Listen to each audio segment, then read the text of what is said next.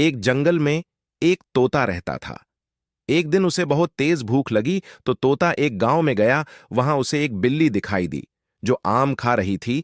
तोते ने बिल्ली से आम मांगे, पर बिल्ली ने उसे वहां से भगा दिया। फिर तोता और आगे गया तो उसे एक खरगोश दिखा।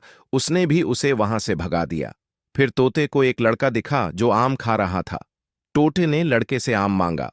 लड़के ने आम तोते को भी दिए। तोता ने आम खाए और लड़के से दोस्ती कर ली।